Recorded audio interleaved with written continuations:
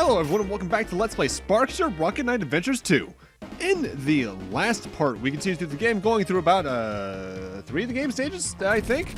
And now we're in the penultimate stage, Stage 5, which is definitely the longest stage in the game on its own, barring maybe Stage 1. Stage 1's a little skewed in my mind because I recorded in the prologue stage in one session rather than splitting it into a different recording like I do for levels usually in my LPs. The thing is, though, this is probably the most lethal stage in the game in terms of the amount of instant death traps it has within it. But it's also potentially my favorite stage just because it does some really cool stuff at the same time. Like, this probably has the most set pieces in a level outside of, like, the set piece levels. Also, I love this song, but again, I love the soundtrack, period. Not sure if I prefer the SNES or Genesis version. I think the Genesis version maybe fits a bit better with the sound font, but both versions of the soundtrack are really good. The somewhat annoying thing about this level is that for a lot of the early portions, we're going to have these drawbridge doors we need to take out by charging into 4 gargoyle heads. And while they themselves aren't annoying, what is that it kind of feels like it breaks the pace. Because a lot of this level is very fast-paced, you're just moving from one place to another using a lot of dashes, but every now and then they have a bunch of shields you need to take care of by either swinging your sword into them or dashing into them, and it just feels a little awkward.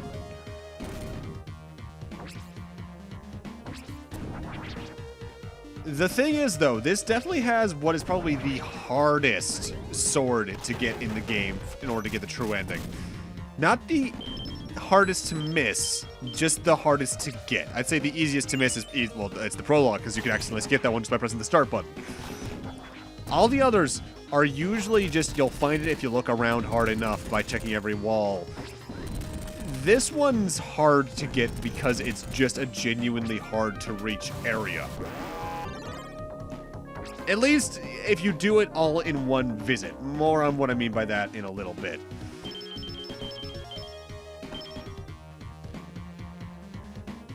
So, an annoying enemy that's in this stage and this stage alone is robotic versions of the little, like, reptilian enemies we've seen throughout the game thus far. And what makes them annoying is that they're one of the few normal enemies in the game that take a bit more punishment.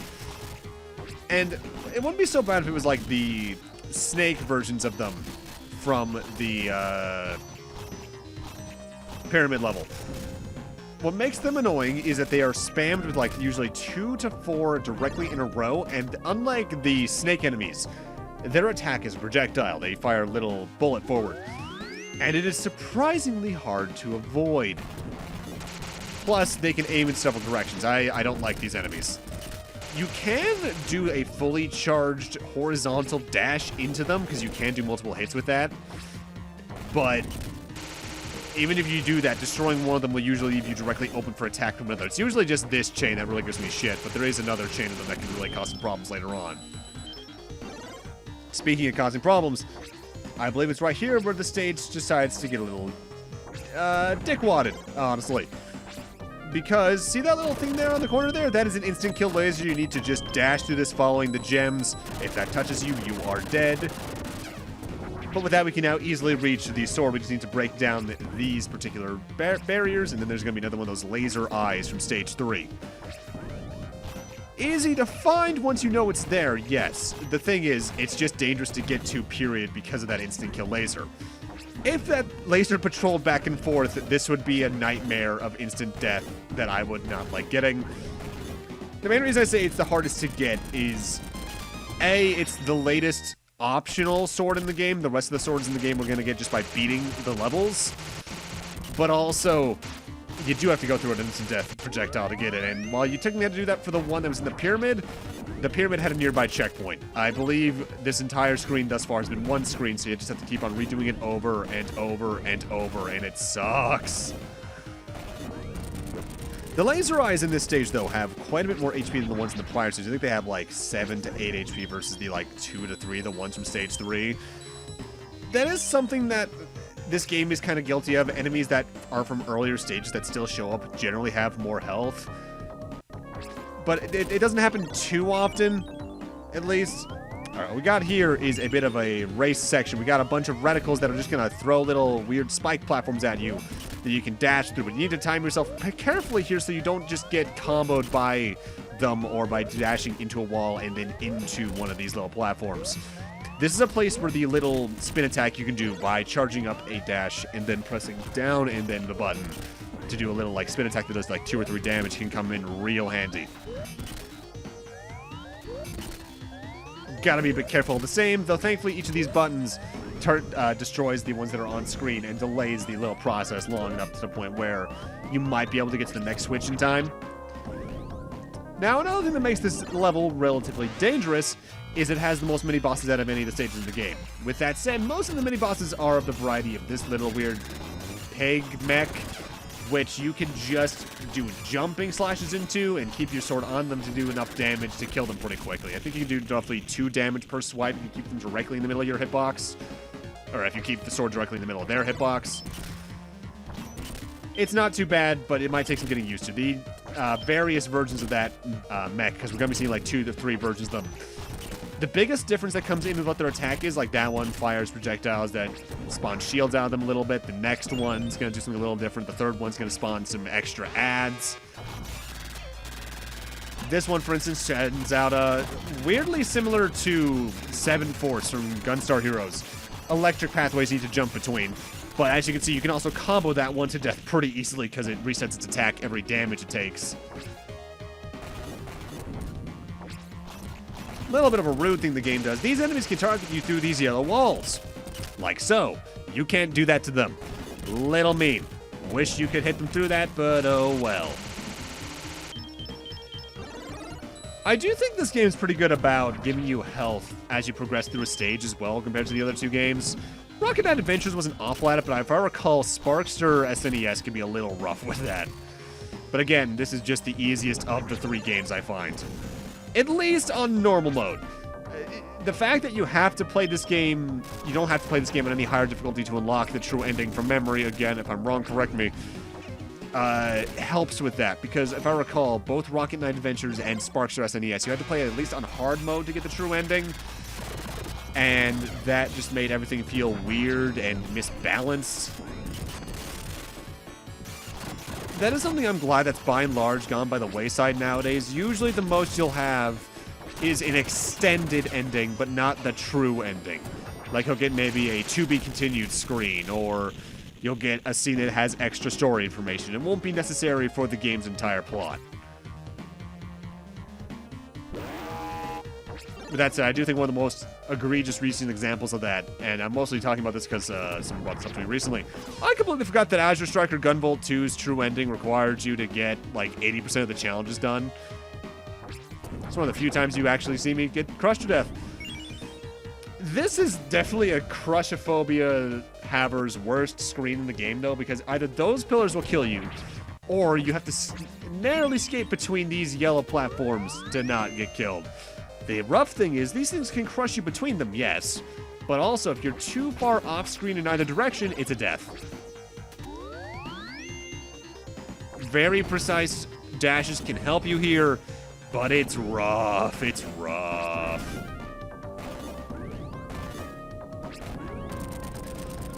Something I do find interesting, though, because I compared this to Sonic a little bit last part in how they are very fast-paced games in terms of their main mechanics.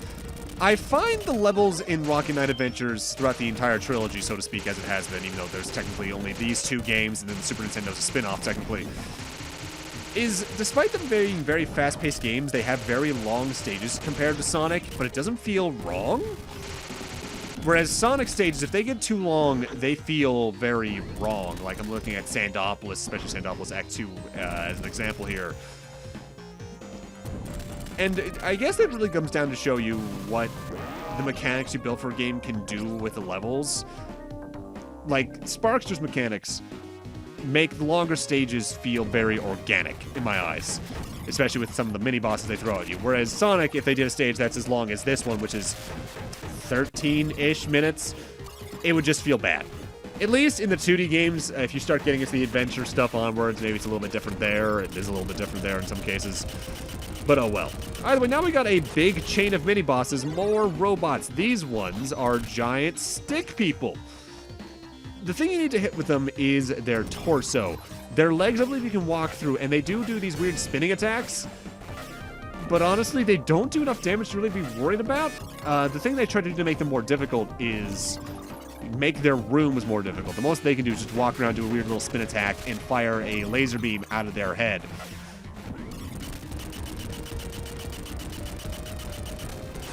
This is probably the part of the level that I feel drags on the most, and I think they know that to an extent because they give you like 2 health restores throughout this, which just feels kind of weird compared to the rest of the game.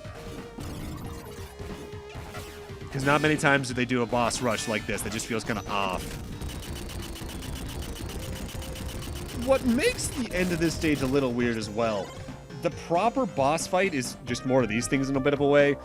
And we also start having these platforms I think are only in this screen. These platforms with arrows on them. They're just platforms you can fall through by doing the usual platformer thing of pressing down on the jump button, but this is like the only time in the game something like this shows up, I think? Unless there's other platforms you can do that with in the game, and either I just never tried to press down on the jump button, or I never see them because the routes you have to take to get 100%, or the true ending, which I guess is 100%. I don't know. Just kind of weird. Alright, I think this is the last of these rooms. Yes, it is, because it has 2 layers. I think they also make the later variants of these particular enemy mini-bosses just move faster, which does help to make them more difficult because it's more easily to get, you can get more easily cornered by them because they will just walk straight into and a bit through the wall as part of their pattern because I guess they're patrolling around an arena we just can't see. Once we get into the boss fight, though, they are kind enough to give you a pretty decent health refill again. We're going to be fighting 2 of these things, another yellow one and a green one. But we fight, I believe, the yellow one first and then the green one. Their attack patterns are a little bit different than the other ones, although they still walk around, do a little spin attack, and fire things out of their face. The biggest differences come in when we fight the green one, though, because the green one will like to stick to the ceiling every now and then, fire projectiles that way, kind of hug the walls. This one has electric attacks that track along the floors and ceilings nearby it, though, meaning no platform near you is safe. You can also fire just basically super contra spread shots. But this one stays still so much of the fight that it's very easy to kill it, admittedly. The spread shot's probably the hardest attack to dodge here just because it comes out with so little warning. But I guess if you stay far away enough, you're so far out of the spread's range they don't have to mind it too much. And phase 1 of this fight's done.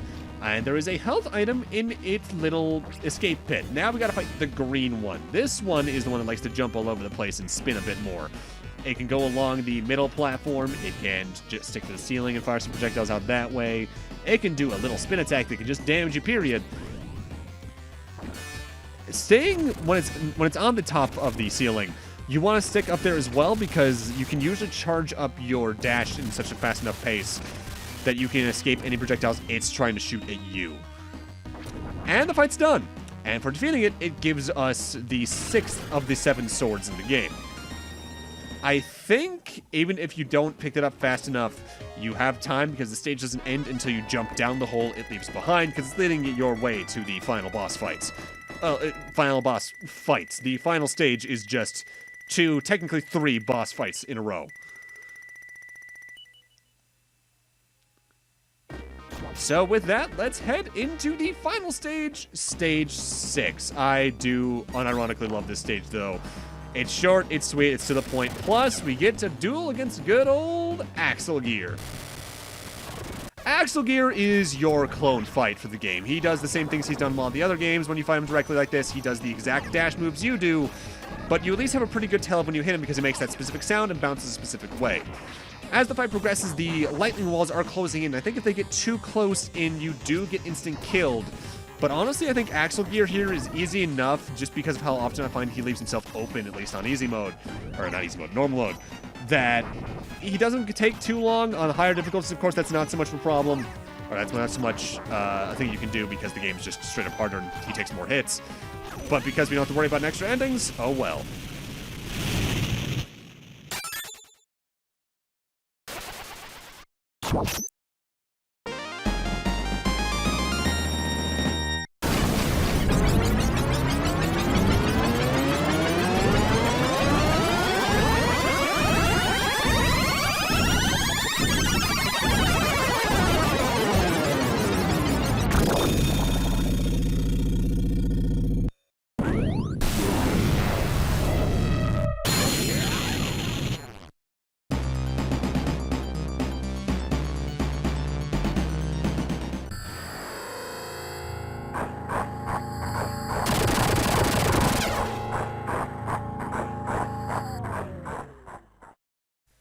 Time for the final boss against Emperor Gedel, but because we got all 7 of the swords throughout the game, including the prologue stage, we unlocked the legendary armor.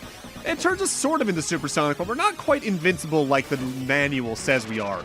We just do extremely increased damage. I think we do like 2 to 3 times the amount of damage per sword strike. And our jetpack now charges up incredibly fast. Phase 1 of Gedel, he's teleporting all over the place doing various projectile attack speeds, summoning lightning that you're very safe on the far right side of the screen. Very big spread shot that goes across a lot of the screen. But if you're Gold Sparkster, he doesn't get much of a time to do anything. He'll usually get only 2 or 3 attacks in before you take him out because you just do that much more damage to him.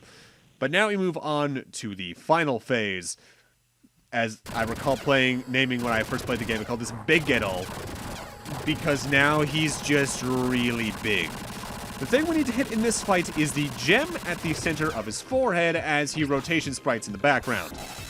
What he does in this fight is fire lasers out of his eyes that bounce around the screen in about 2 or 3 different patterns that you usually just have to try and predict where they're going from where his eyes are. And every now and then he'll summon more lightning down from the sky as well. Every now and then the gem does recede into his forehead, so you need to kind of time your slashes a little bit, but as you can see, it's very easy to do a lot of damage to him in the time it takes him to hit you once. So you don't need to worry too much. Even phase 2 isn't too hard, even without the gold armor. This final boss isn't too hard, no matter what difficulty you're on, I find, outside of the pure HP increase I believe he gets. And that's game.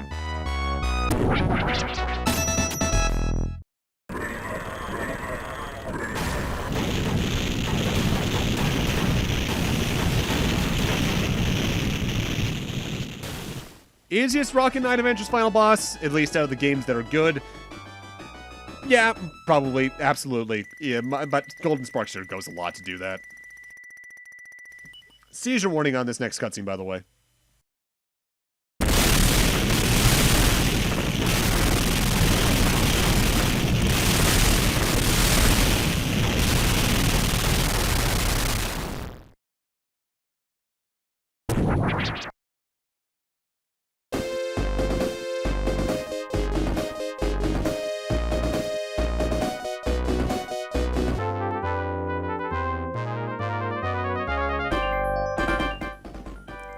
That's Sparkster Rocket Knight Adventures 2 for the Genesis. I'd say it's by and large the better Sparkster, because I feel Sparkster on the Super Nintendo looking back is still good, but it has some weirdness to it in terms of its stage design, what it wants you to do to get the true ending and all that, and its bosses that make it just feel lesser than Rocket Knight Adventures and this. But I'd say both Sparksters aren't as strong as the original Rocket Knight Adventures. There's just something that feels lost in them compared to the first one. Maybe it's the boss designs, maybe it's some of the weird stuff to do with the stages, maybe it's I just don't like the way the games look as much. Something just is not as good. But they're still good games. Just be prepared to take a lot of damage and take a lot of lost lives in them, because they are still hard games. Sparkster Genesis is easier, but I suppose at the end of the day it does depend on how well versed you are in these types of games, but also just how much you're willing to tolerate. Like, if you want to make the game harder, you can with the extra difficulties, because this game, the true ending only requires, I think, beating the game on normal mode. Because I think you don't get one of the swords if you're playing on easy mode, I think. It's been a hot minute, because usually the way I tend to play any game on my own is I'll only ever play easy mode if I'm required to for a trophy in particular. Like, say if it's a game that does, here's a trophy for beating the game on every difficulty. They won't stack, so if you beat the game on hard, you won't get all 3 of the prior trophies. I tend to start playing any given game on normal mode because I feel it's the difficulty the games are usually balanced around, and then I'll move on to higher ones from there if I feel interested enough. Unless it's a game like the original Devil May Cry 3 release, where I need to play the game on easy mode, because normal mode is not normal mode in that release, because it was for a couple of games back when. And in something I do like, we do get a little extra ending cutscene for getting all 7 swords.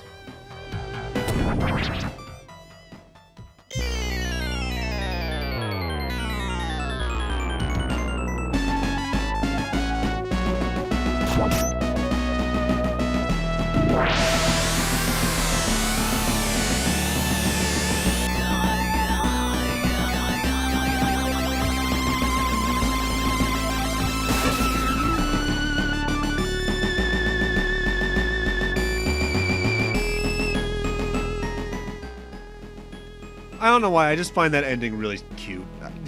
It's effective. But with that, I'm going to need to end this off here. Thank you guys for watching, and I'll see... thank you guys for watching. Thank you guys for watching. Have a great night. Take care. And I'll see you guys next Let's Play, whatever that may be. See you guys then.